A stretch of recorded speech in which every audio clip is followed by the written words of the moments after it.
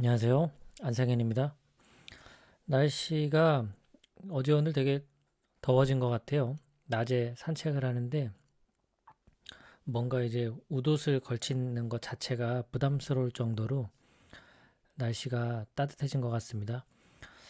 주말에는 가족들하고 어디 좀 가까운 곳이라도 나들이를 가야 되겠다 그런 생각이 듭니다. 음, 오늘은 무슨 얘기를 하고 싶냐면 나에 대한 그 이미지인데요. 이미지. 이 살면서 자기 자신에 대한 이미지에 대해서 고민해 보신 적 있나요? 어떤 정체성에 대한 부분을 생각하다가도 이 이미지하고 그 내용이 연결이 됩니다. 이 이미지가 어떻게 형성됐는지 한번 살펴보도록 할게요. 처음에 태어나서 만나는 사람이 누구죠?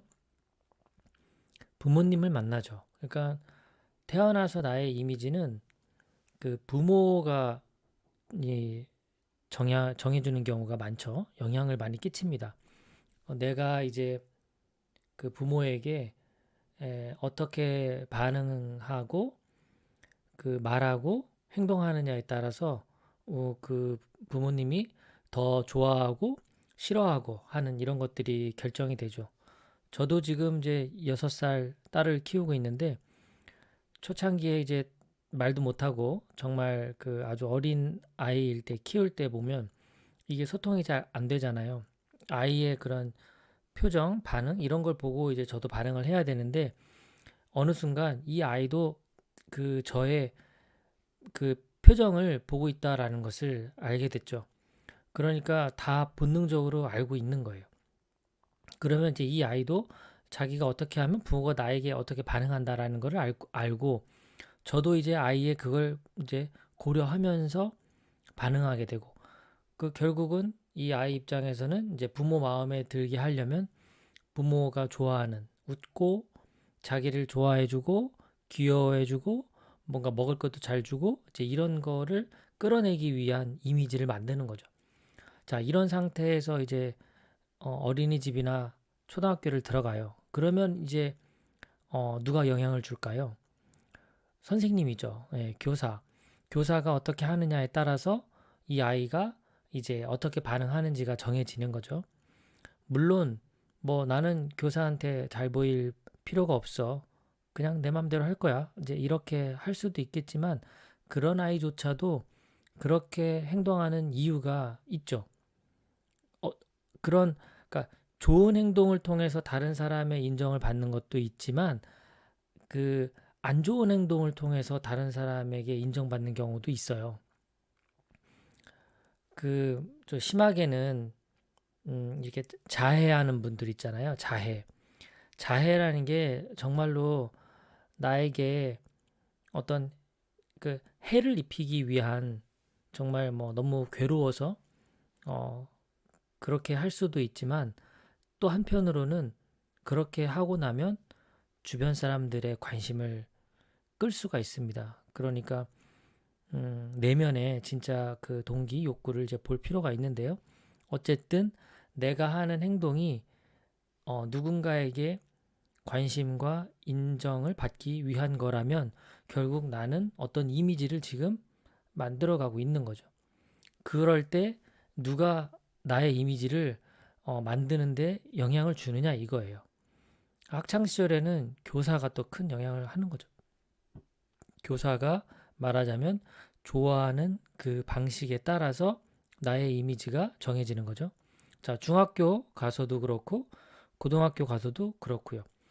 그런데 이제 초중고를 가면서 이제 나이가 점점점 이제 성장하면 또 영향을 주는 존재가 나타나죠. 바로 친구입니다. 예. 친구가 또 어떤 친구냐에 따라서 나의 이미지가 또 정해집니다. 그 다음에 이제 대학 같은 데 가면 더 많아지는 거죠. 음, 선후배도 있고, 친구도 있고, 부모도 영향을 주고, 교수도 영향을 주고, 이제 사회 전반에 영향을 받게 됩니다. 직장을 가면 이제 마찬가지죠. 직장도 직장 상사, 동료, 이제 선후배. 밑에 직원한테도 영향을 받아요. 그러니까 직장에 가면 점점점 그러니까 우리가 학교도 그 여러 갈등이 발생하지만 진짜 스트레스를 많이 받기 시작하는 건 사회에 나와서죠. 사회에 나와서 이제 윗사람, 동료, 아랫사람까지 이렇게 전방위로 사람들이 존재할 때 이제 갈등도 많이 생기고 그로 인해서 스트레스도 많이 생기고요.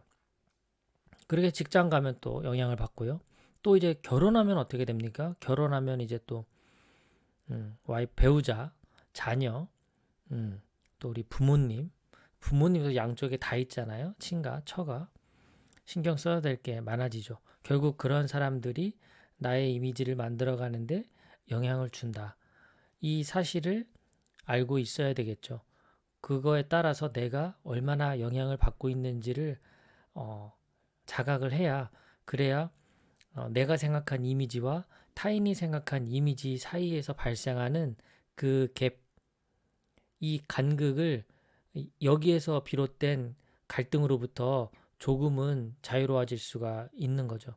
내가 생각한 모습, 타인이 나를 생각한 모습, 거기다가 또 하나 이제 모습이 더 등장하는데 내가 생각한 모습 중에 내가 이상적으로 생각하는 모습. 그래서 이런 여러 가지 자아 이미지들이 혼합이 돼서 우리를 참 괴롭힙니다. 결국은 다 가짜 이미지인데, 진짜와 가짜를 구분하지 못하고 안타깝게도 그 가짜 이미지를 쫓아서 우리는 열심히 살고 있는 거죠. 애를 쓰고 있는 거죠. 정작 찾아야 하는 것은 찾지 못하고 그냥 전부 만들어진 이미지에 피곤해하고 있습니다. 내가 만든 자아 이미지도 그렇고 이상적으로 생각하는 그 이미지조차도 그렇고 그리고 이제 가족을 일구고 있다면 배우자, 자녀가 또 정해준 이미지가 있고 사회생활하면은 직장에서 만들어진 그리고 일반 사회에서 만들어진 일반 사회가 바라보는 이미지까지 이렇게 내 주변 모든 것들이 나의 이미지를 정하고 있다. 나는 거기에 끌려다니고 있다라는 사실을 얼마나 자각하느냐에 따라 진실과 진실 아닌 것을 보게 되는 힘이 생길 거고요. 진정한 자기다움은 이제 그때부터 시작이 되겠죠. 바로 그 자각으로부터. 자, 오늘은 누가 나의 이미지를 정하는가 이런 제목으로 준비를 해 봤는데요. 얼마나 내가 깨어있고 자각하고 평상시에 알아차림을 자주 지속적으로 하느냐에 따라서 나의 진실된 모습을 내가 만날 수 있고 그렇게 또 보여줄 수도 있는 겁니다. 이미지를 만들기 위해서 애를 쓴다는 것 자체가 결국은 자기다움을 포기하는 거예요. 자기다움, 나다움이라는 건 어떤 정해진 틀이 아니거든요. 성실한 사람도 아니고 착한 사람도 아니고 창의적인 사람도 아니고 올바른 사람도 아니고 강한 사람도 아니고 완벽한 사람도 아닙니다. 재미있는 사람도 아니고요. 왜냐하면 그 모든 것들이 바뀌니까요. 늘 재밌나요? 그럼 재미없을 땐 나는 어디 있는 거죠? 그 재미없는 것도 나고 재미있는 것도 나거든요. 그렇기 때문에 그 상황에서 재미있는 나가 잠시 존재할 뿐이지 어, 지속적으로 평생 재미있는 사람이라는 이미지는 나다움을 오히려 틀에 가두게 되는 어, 자유로워지려고 하다가 도리어 나를 감옥 속에 스스로 집어 던지는 그런 행위가 됩니다. 그래서 나답게 산다라는 건 어떤 이미지가 정해져 있는 것이 아니다라는 겁니다. 그래서 나의 이미지를 이렇게 정하는 데 있어서 누가 나에게 큰 영향을 주는지를 내가 알아야 되겠죠. 그래서 그 영향을 주는 분들로부터 내가 어떻게 영향을 받고 있고 내가 영향을 받지 않기 위해서 어떻게 그분들과 관계를 잘 할 것인가 이런 것들이 결국 자기가 홀로 독립된 그런 삶을 살아가는 데 있어서 중요한 원동력이 될 거라고 생각합니다. 오늘 제가 준비한 건 여기까지인데요. 밖에 날씨가 따뜻하고 너무 좋습니다. 시간 되시면 단 10분이라도 좋으니까요. 꼭 산책해 보시고요. 그리고 하늘도 산책할 때는 하늘과 주변의 자연 그런 것들을 꼭 한번 주의 깊게 돌아보시고요. 그리고 걸으면서는 자기 내면을 좀 돌봐 주셨으면 하는 바람을 마지막으로 말씀드리면서 오늘 준비한 걸 마칩니다. 끝까지 또 경청해 주셔서 고맙습니다. 편안한 하루 되십시오.